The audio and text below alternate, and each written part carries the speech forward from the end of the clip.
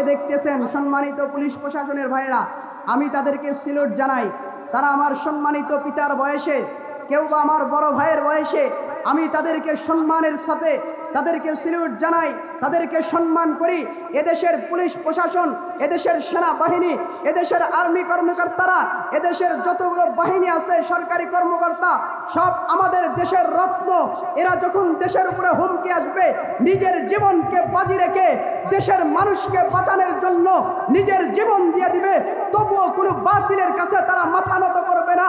বিদেশি কোনো পেটি শক্তি তাদেরকে আক্রমণ করেও যদি দেশ থেকে বিদায় করেও দেয়, তবুও দেশের মানুষকে তারা নিরাপত্তা দেওয়ার জন্য, তাদের জান বাজি রেখে সন্তানাদিদেরকে ইতিম করে দেওয়ার জন্য তারা সীমান্ত গিয়ে যুদ্ধ করার জন্য প্রস্তুত থাকবে। কথা বলেন ঠিক কিনা?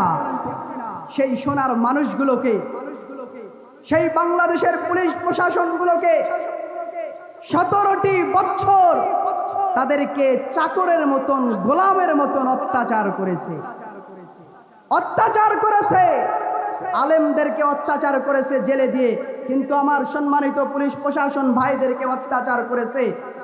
তাদেরকে এমন ভাবে অত্যাচার করেছে, তাদের উপরে জুলুম করা হয়েছে। বিনা অপরাধী নির্দোষী মানুষগুলোকে তাদেরকে গ্রেফতার করাইছে, তাদের উপরে জুলুম করেছে।